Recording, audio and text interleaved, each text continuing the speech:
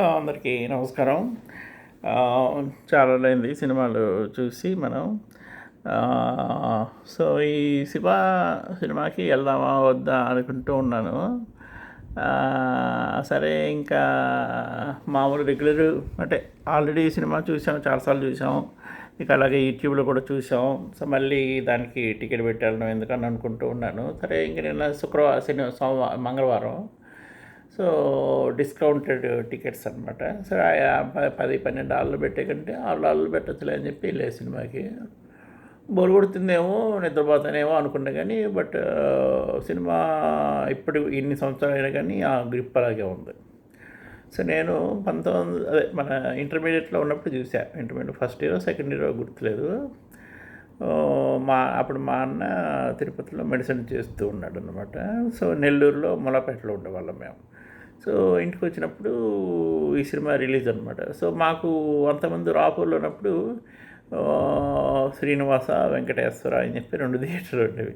ఆ 2 థియేటర్లో వారానికి ఒక సినిమా ఉండేదన్నమాట. సో ప్రతి వారం కొత్త సినిమా ఏ సినిమా ఉండేది వెళ్ళేవాళ్ళం మేము. సో ఇంకా నెల్లూరుకి వచ్చాక ఇంకా ప్రతిరోజు సినిమాలే, కొత్త సినిమాలే. సో అలాగా అందరం కలిసి వెళ్ళాం. సో అప్పుడు ఫస్ట్ డే అనమాట. సో అర్ధరాత్రి.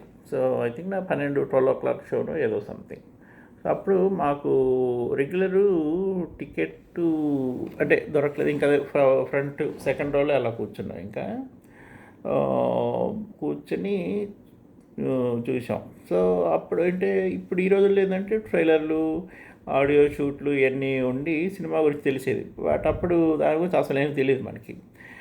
నాగార్జున కూడా అప్పటి వరకు మామూలు బెబ్బె అనే సినిమాలే ఉండేవి కానీ ఇలాగ యాంగ్రీ హీరో ఆ ఇమేజ్ లేదు.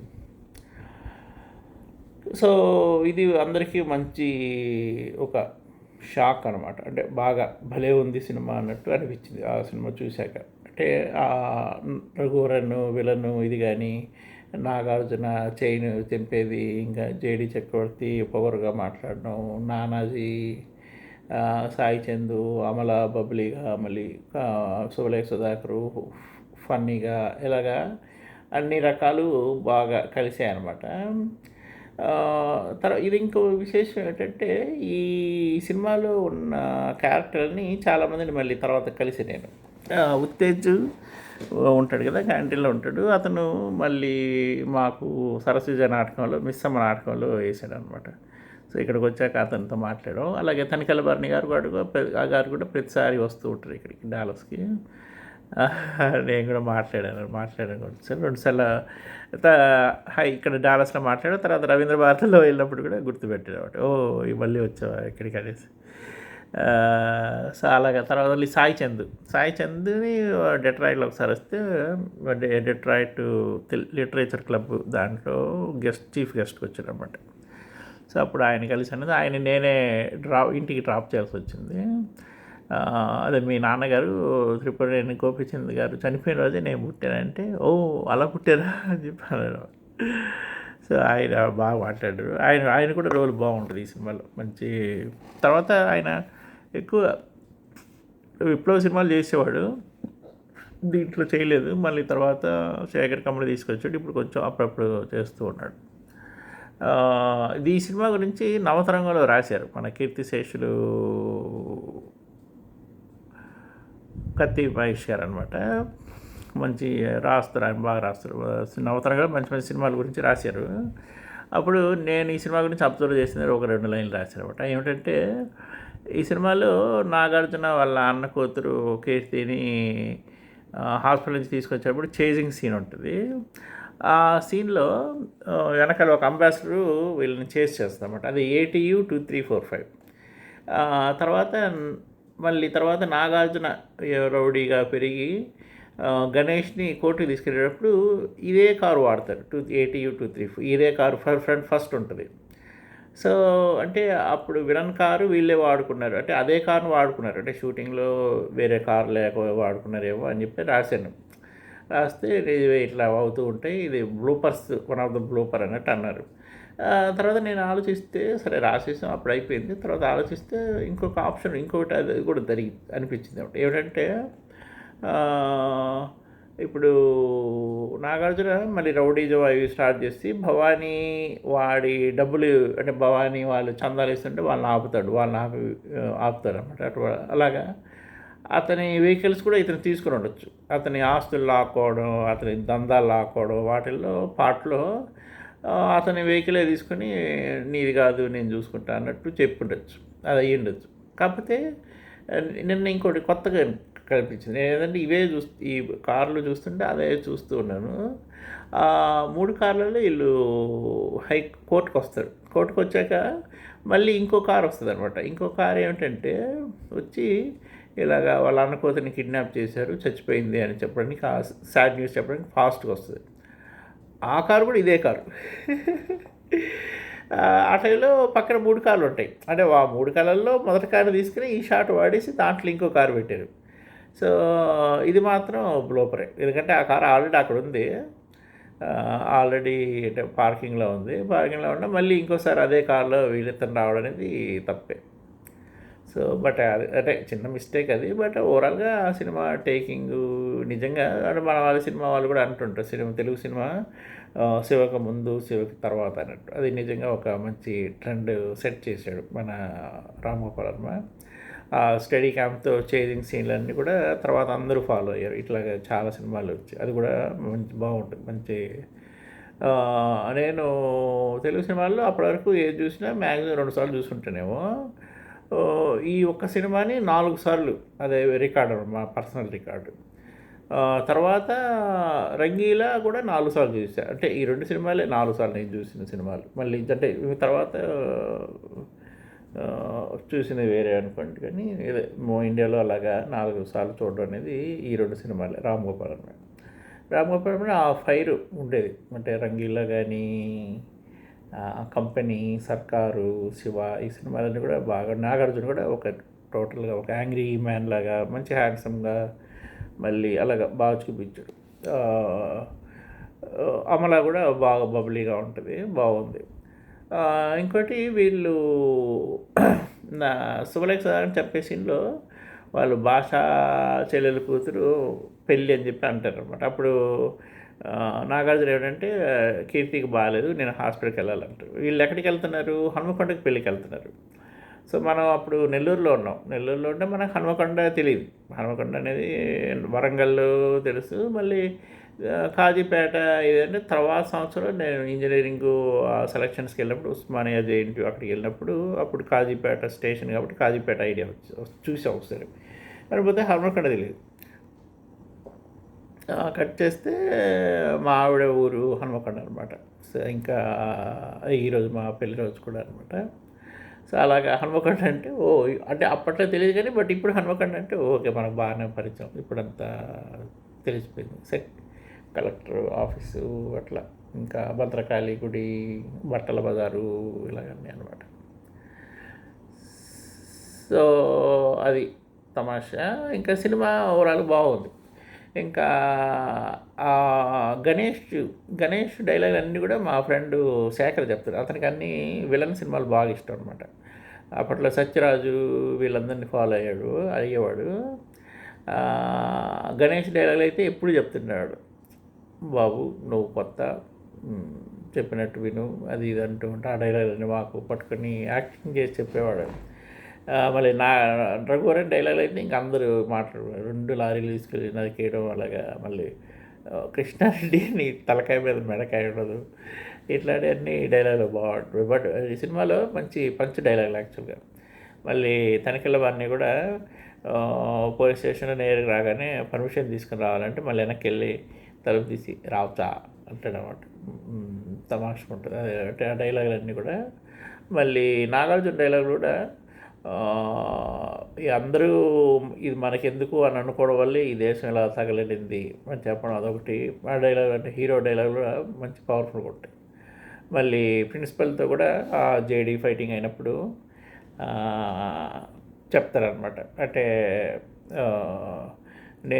నిజమే నేను మంచి స్టూడెంట్నే, కాకపోతే నా మీద చేసి నా మీద పైకి వస్తే ఇంకో చెంప చూపించడానికి నేను గాంధీని మాత్రం కాదంటాడు అనమాట. అది కూడా బాగుంటుంది ఆ డైలాగు. మళ్ళీ ఇంకోటి ఏమిటంటే మంచి హీరో ఇప్పుడు వ్యక్తిగతంగా పగలు ప్రతీకారం కాకుండా అంటే భవానీ వీళ్ళను వాళ్ళ ఫ్రెండ్స్ని చంపేస్తుంటాడు. సో నేను కూడా రిటర్న్గా అతన్ని చంపేయడం అంటే మళ్ళీ వీడు కాకపోతే ఇంకొకటి వీళ్ళని అవుతాడు, రౌడీ అవుతాడు.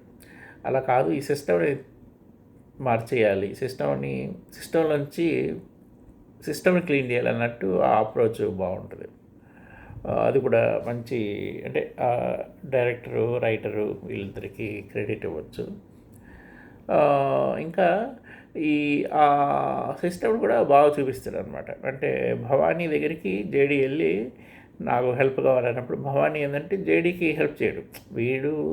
వీళ్ళు స్టూడెంట్ వాళ్ళు, అలాగే ఫ్యాక్టరీ వాళ్ళు వీళ్ళని మనం వాడుకోవాలి, అంతేగాని వీళ్ళు మనల్ని వాడుకోకూడదు అని చెప్పి నానాజీకి చెప్తారు అనమాట. అలాగే సేమ్ ఇతర పై లెవెల్ మాచిరాజు కూడా ఈ భవానీ ఒకేసారి ఈడిలాగా అయ్యాడు, పక్కన శివ పెద్దోడయ్యాడు. సో వీడిని తీసేసి శివనే వాడుకుందాం అన్నట్టు అతను కూడా అంటే ఎవరికి వాళ్ళు ఆ లేని తీసేసి అడ్వాంటేజ్ తీసుకుందాం అని అనుకుంటూ ఉంటారనమాట. అది కూడా సిస్టమ్ని బాగా క్లియర్గా చూపిస్తుంది, మనకు కూడా బాగా అర్థమవుతుంది బాగా. మళ్ళీ జేడీని కూడా కలిసాను నేను. జేడీని ఎలాగంటే ఒకసారి నేను హైదరాబాద్లో ఉన్నప్పుడు ఖైరతాబాద్ దగ్గర నడుచుకుంటూ వెళ్ళినప్పుడు జేడీ కూడా పక్కన మారుతి కార్ దగ్గర నిలబడుకున్నాను అనమాట. నేను కూడా వెళ్తూ ఉన్నాను, అంటే ఆపోజిట్ అతను దాటుకుంటూ వెళ్ళాలి. దగ్గర వేసరికి అతను మళ్ళీ లోపలికి వెళ్ళిపోయి తలుపేసుకుని లోపలికి వెళ్ళిపోయి నేను పట్టించుకోలేదు పెద్ద. అదొకటి. తర్వాత పంజాగుట్ట కూడా. సో మనం నెల్లూరులో మూలాపేటలో ఉన్నప్పుడు మనకు పంజాగుట్ట ఆ ఏరియాలు కూడా పెద్ద ఐడియా లేదు. తర్వాత కాలంలో ఇంజనీరింగ్ అయిపోయినప్పుడు ఫస్ట్ జాబ్ చేసినప్పుడు ఆ పంజాగుట్ట అమృత మాల్లోనే చేయాల్సి వచ్చిందనమాట. వీళ్ళు కూడా ఈ సినిమా చూసినప్పుడు శుభలేఖ సుధాకర్ వీళ్ళందరూ కూడా పంజాగుట్టకి ఆటో ఎక్కి వెళ్తారనమాట. ఊరసి బారు ఇవన్నీ కూడా పంజాగుట్టలోనే ఉంటాయి. ఇంకోటి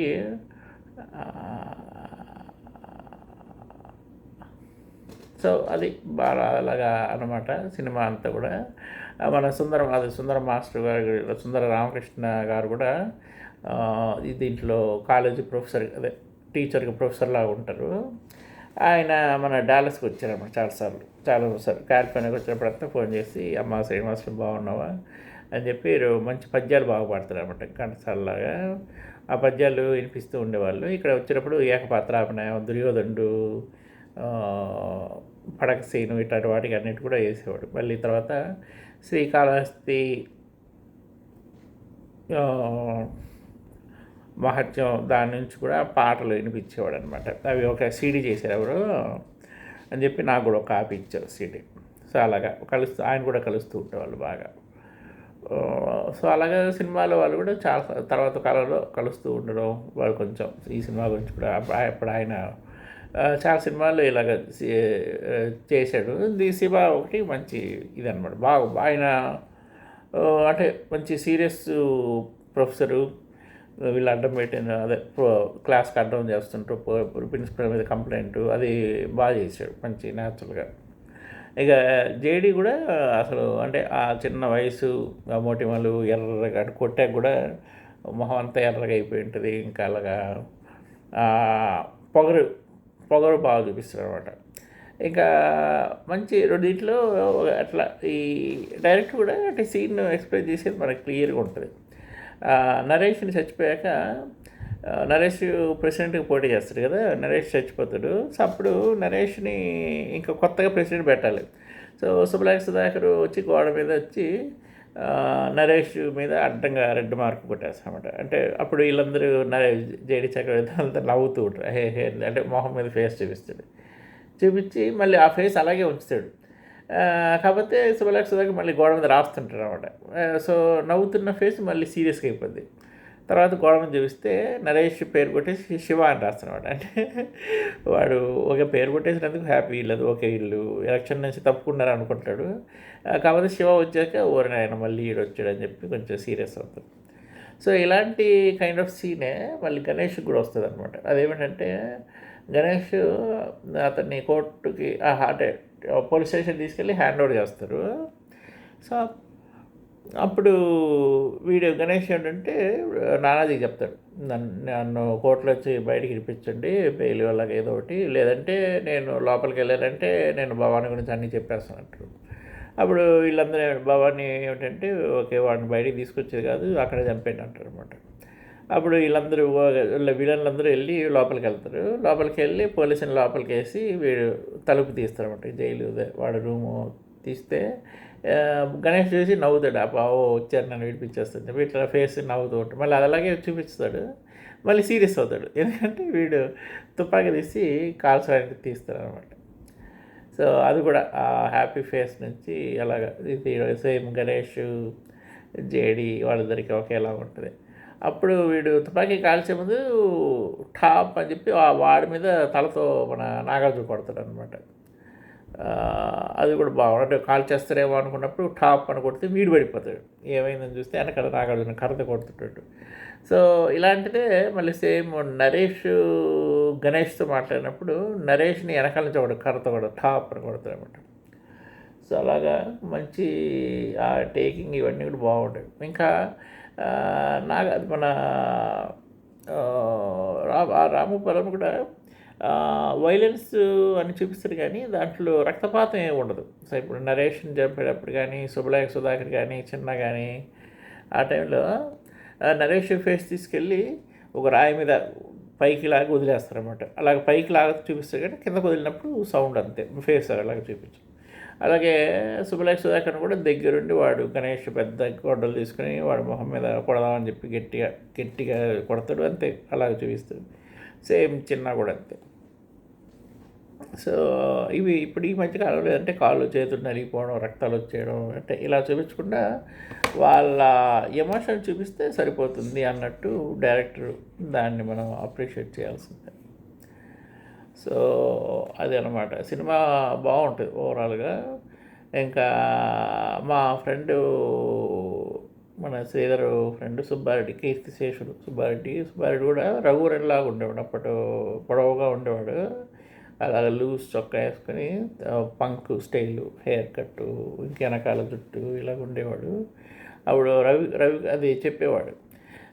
దీని పోస్టర్స్ కూడా దీంట్లో అప్పుడు మంచి పబ్లిసిటీ కూడా బాగుండేది. అప్పుడు 50 రోజు వచ్చినప్పుడు వీళ్ళ ఇంటికి వెళ్ళి మాట్లాడుకోండి మేము పత్తేకాన్పేటలో. అప్పుడు అతను చెప్పాడు, మీరు పోస్టర్స్ చూసారా, 50 days ఏంటంటే ఒక 3D ఎఫెక్ట్ లాగా బయటకు వచ్చి ఉంటుంది, మనకి 50 అనేది రెగ్యులర్ కాకుండా కొంచెం ప్రొజెక్షన్ లాగా ఉంటుంది అనమాట. అలాగా బాగుండేది. అంటే పేరు శివ అని ఉంటుంది, మధ్యలో నాగార్జున ఫేసు, ఇంకా చైను అది బాగుంటుంది.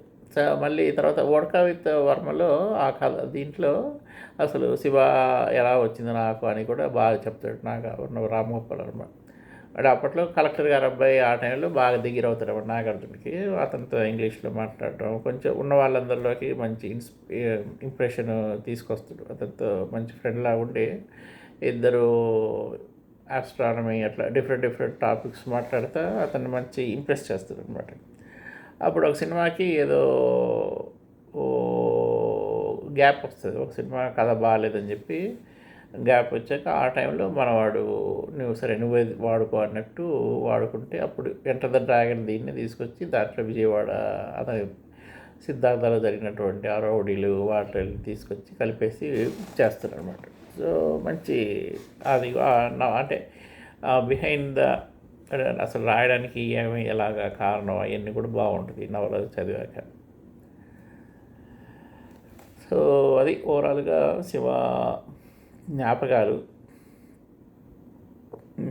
డెఫినెట్గా మనం చూస్తే మళ్ళీ ఆ పాత రోజులకి వెళ్తాం, అప్పటికి ఇప్పటికీ తేడాలు, అప్పట్లో మనకి తెలుసుకోలేనటువంటి కొన్ని విషయాలు తర్వాత తెలుసుకురావడం, ఇవన్నీ కూడా బాగా అనిపిస్తుంది. సో మళ్ళీ మీరు కూడా అలాంటి అనుభూతిలోకి వెళ్ళాలంటే శివ సినిమా చూడవచ్చు తప్పకుండా. ఇక తర్వాత ఈ మధ్య కొత్త సినిమా రివ్యూలు ఆపేసాను నేను కూడా. పవన్ కళ్యాణ్ కూడా మొన్న ఆడియో షూటింగ్లో చెప్పాడు కదా, రివ్యూలు అక్కర్లేదు రాయక్కర్లేదు అని. సరే నిజమే, ఇది మనం ఇది టైంపాస్ కోసం చేస్తుంటాం అంతేగాని ఇలాగ చూడండి చూడొద్దు అని చెప్పడానికి, ఇది మన అభిప్రాయం మనం చెప్పుకోవడానికి అంతే. సో మళ్ళీ లేదంటే line man, cameraman, light bye వీళ్ళందరూ ఇంత కష్టపడి తీస్తారు, మీరు చూడొద్దని ఒకళ్ళు 2 లైన్లో. నిజమే, అంటే సినిమా ఎంత తీసినా కానీ చూసేవాడు ఒక మాటలో చెప్పేయచ్చు కదా, ఎందుకంటే డబ్బులు ఇచ్చి చూసేవాడే. ఈ సినిమాలో మళ్ళీ ఇంటర్వెల్లో సుబ్బరాక్స్ గారు పాప్కార్న్ చిన్న ప్యాకెట్ మనకి అప్పట్లో రూపాయి అలా ఉండేది. తర్వాత రోజుల్లో ఇప్పుడు అవే మల్టీప్లెక్స్లో 300, 500 అలా ఉన్నాయని చెప్పన్నారు. ఇంకా ఇక్కడ కూడా ఎక్కువ. అది కూడా ఒక ఇంత పెద్ద డబ్బా తీసుకుంటే $8 అలా ఉంటుంది. అంటే అంత చిన్న ప్యాకెట్ తినేవాళ్ళం అప్పట్లో. ఇప్పుడు ఏంటంటే ఒక 3-4 కేజీలు పాప్కార్న్ తినేస్తాం సినిమాలో. అలాగే రీఫిల్ కూడా చేసుకుంటా. సో అలాగే సినిమా ఒక మంచి రోలర్ కోస్టర్ రైడ్ అనమాట. మళ్ళీ పాత పాత పాత జ్ఞాపకాలకి మళ్ళీ మనం బస్సులో వెళ్ళిన ఫీలింగ్, పాత రోజులన్నీ చూసుకొని మళ్ళీ జ్ఞాపకాలు తగిలించుకొని వస్తాం. సో మీరు కూడా వెళ్ళండి, చూడండి. అలాగే తర్వాత నా నెక్స్ట్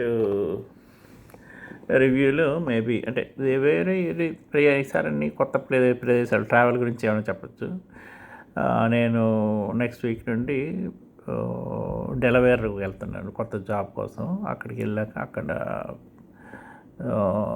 మనం సాగర్ తీరాలు, కొత్త అందాలతో, ప్రకృతి అందాలతో అక్కడి నుంచి మనం వీడియో కంటిన్యూ చేద్దాం. చూస్తూనే ఉండండి మీ ఆర్జే శ్రీ వీడియో లాగ్స్.